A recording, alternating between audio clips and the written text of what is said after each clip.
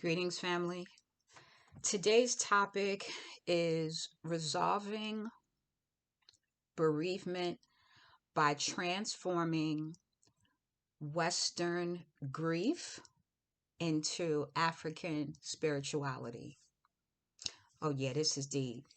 Um, I chose this topic after having a conversation with my aunt. This is my maternal aunt, who is my mother's younger sister by 10 months. Some of you may know, most of you may not. My mother is deceased, and thank you, because I know those of you who love your mothers and can relate to the loss of mothers are already sending me blessings and condolences and telling me, sending me high vibrations, and I appreciate that. And I hope for anyone that has lost, or I won't say lost, let's say anyone's um, mother or relative that is walking with the ancestors, that they know my heart goes out to them, and that when I send my blessings and my meditation and my prayers, it is always to those who may be close to me, who may be associated with me, and for those who have served a purpose in my life, whether I understand it or not. So that's the topic at hand. I had a conversation with my aunt this morning. She called me and she's like, are you okay? And I was like, yeah, I'm fine. I'm good.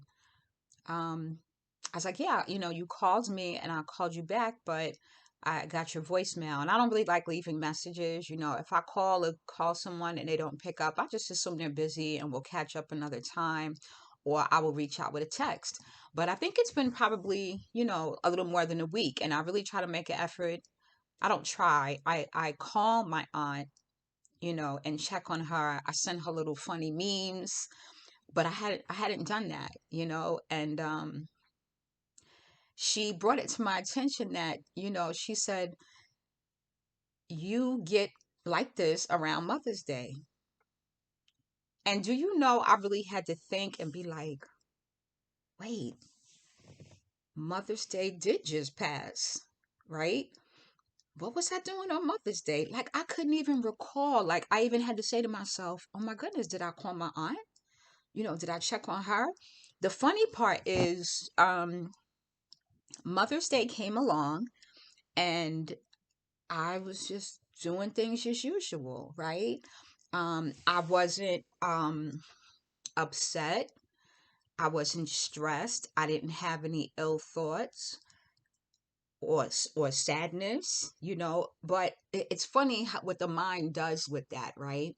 Because I will tell you about my previous behavior around Mother's Day. Mother's Day would come and I would get into like this little kind of a funk, and I didn't even realize I was in it. But what I would do is, like, weeks before Mother's Day, I would be calling my aunt more frequently. We would be having conversations about my mom and, different things she would do. And I realized that that was my way of processing the loss of my mom. And one of the things that I still don't do, and then this is probably part of that as well, is that I really don't celebrate Mother's Day for me, right? Like, I don't look at it as a time that I'm to be celebrated. My son always reminds me, Mom, let's sit down and do something together. Let's do this. And I'm like, oh, okay, But when those days would come in the past, when my mom was still present here in this physical world, I would go all out of my way for her, the whole month of May, really just doing things. But I always did things for her. So it was just that little extra cherry on top. So, nevertheless, right?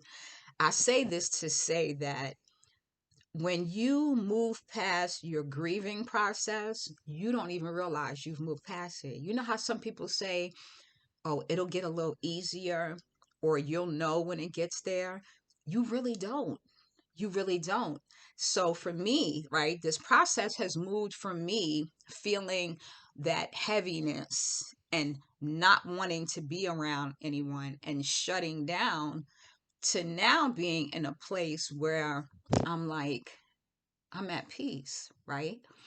I also think it has a lot to do with the fact that I am doing things differently now, right?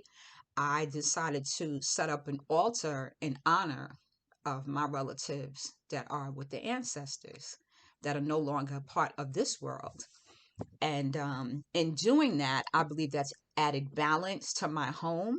And because I feel like my mother specifically is still here with me, I've always felt like she was here with me, but this is different. I feel like I'm more connected to her now, right? And in doing that, it has brought me a sense of peace that is indescribable, right? So when my aunt contacted me, she said, yeah, I didn't hear from you. She said, but we talked on Mother's Day. You sent me a couple of little, like, text messages, pretty happy Mother's Day memes, all these little things. She said, you did all of that on that day and you weren't sad. You were fine. She said, but I didn't hear from you after that. And this past weekend, I didn't want to talk to anyone. Like, I didn't even realize that I was not talking to people because that was still my way of processing this situation. So, my topic is resolving bereavement in a diaspora, right? And that's just because we're all over the world, and bereavement in itself means different things to different people, right? And when we talk about bereavement, we're talking about um, your feelings surrounding a loss, right? Whatever loss, right? It could be the loss of a relationship, because we know like losing a relationship is like a death. The relationship dies. Just like a relationship flourishes, it can die, right? It can fade.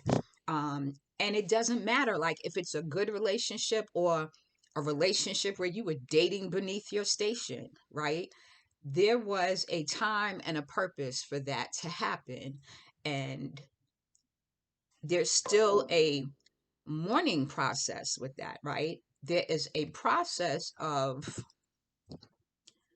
recognizing or identifying the loss and processing that, um, addressing your feelings around that loss, right? And how you're going to deal with that loss, right? Do you look at it as something that is not replaceable? Do you look at it as something that is going to stop you in your tracks? Or do you look at it as something that is going to continue to contribute to your growth, right? And so when I talk about transforming Western grief, it's because it's happening to us in this Western world, right? And that grief looks different processing it here than it does when you're trying to do that without a spiritual base. Does that make sense? So, this is in no way to seem uh, deep, but I do think that it will resonate with people who are more connected to their spirituality, who are more connected to their faith, who realize that death is not necessarily an ending, right? Um, One of the things that I kept hearing over and over again when I was going through my spirituality courses with ancestral voices was that we are spiritual beings having a human experience, right? And that just kept ringing with me. We are spiritual beings having a human experience. And we know that because, when someone passes, they move on from this realm to another, whatever you may think that is. It's leaving the shell behind. So what happens with the spirit, right? Some people believe the spirit ends completely. Some people believe the spirit is never ending. But we know that a part of that person is always with you, whether it's physical, mental, emotional.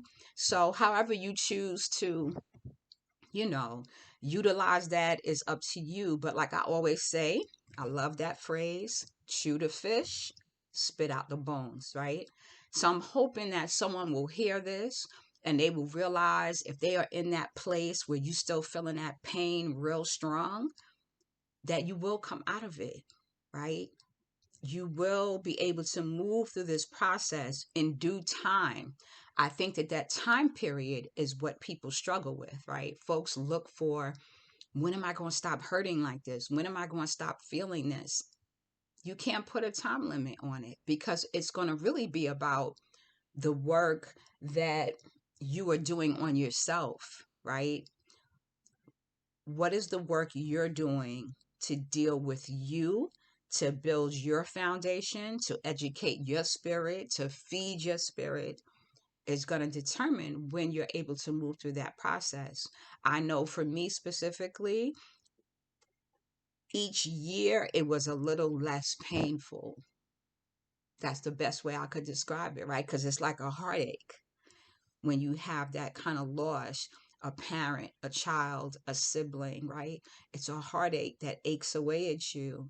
But this sense of peace that I feel, let me tell you, it's such a blessing. And I'm so, my heart is filled. Like, I can't even say I'm happy because there's a sense of fulfillment that comes with this, knowing that you are in a place that you feel like you carry your relatives, your ancestors with you. So they haven't left you, right?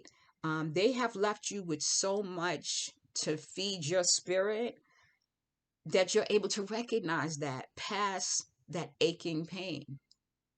And that's the best way I can describe it.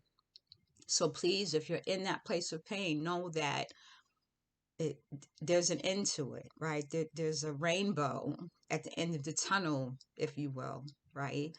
Just stay on course and stay connected. And I just want to send you all blessings. Like, I really don't have anything else to say on this topic, but remember the topic, right? Transforming Western grief into African spirituality. This is what our bereavement looks like. Blessings, family.